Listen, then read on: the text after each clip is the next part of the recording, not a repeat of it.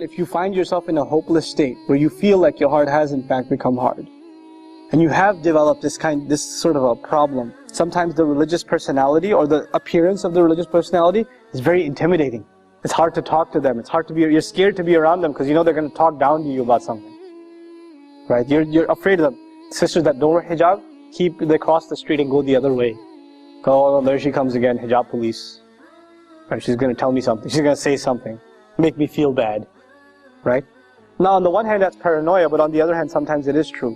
There are people that are very condescending to others. They're arrogant towards others. Tell me this, weren't you a party animal not too long ago? And when people try to tell you about it, how did you behave towards them? Did you forget where you came from? How far Allah brought you? Right? People forget that. People forget where they used to be and where Allah brought them. And then years later they see someone who's a party animal and say, Astaghfirullah, how could you be like that? Where were you? That guy should remind you of yourself. You were exactly like that.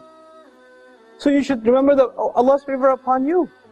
وَكُنْتُمْ عَلَى شَفَا حُفْرَةٍ مِّنَ النَّارِ. You used to be at the very edge of the fire. فَأَنْقَذَكُمْ مِنْهَا. He pulled you out of it. And it's in that ayah Allah says, فَأَلَّفَ بَيْنَ قُلُوبِكُمْ. Right? Same ayah. He put love between your hearts. To have love between your hearts, you have to remember you used to be at the fire's edge yourself. And you got pulled back, and it wasn't because of you. It's not because you're a really smart person, and that's why you deserve to be pulled back. Whose favor was it to you? It was Allah's favor to you. How dare you look at somebody else and think like that? Right? This arrogance is a horrible thing. It'll wipe out all the goodness out of it. It'll wipe all the goodness out of it. And it is most of the time our youth who end up into heated debates about whatever, if it's a theology issue, if it's a fiqh issue, if it's an MSA presidency, I don't care what the issue is. Doesn't even matter. You know usually what the root problem of the debate is? It's ego. It's a big ego. That's all it is. People talking about scholars like they're talking about some athlete. You know, that guy, I don't like him. I don't like what he says. Excuse me? Do you know what journey he made for the sake of Allah? Even if you disagree with him, the fact that he left his home, whoever that scholar is, and traveled halfway across the world to seek knowledge, and spent nights and nights and nights praying and memorizing and studying, you're going to just pass a comment on him like, oh, I don't like what he says, I think he's deviant. How dare you? What have you done? What puts you in that position to be able to say that?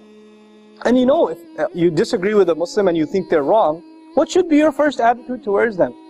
You should pass a verdict on them that they're headed to hell, or should you genuinely be concerned for them? And if you were genuinely concerned for them, you wouldn't talk to anybody else about them. Who would you talk to? Themselves.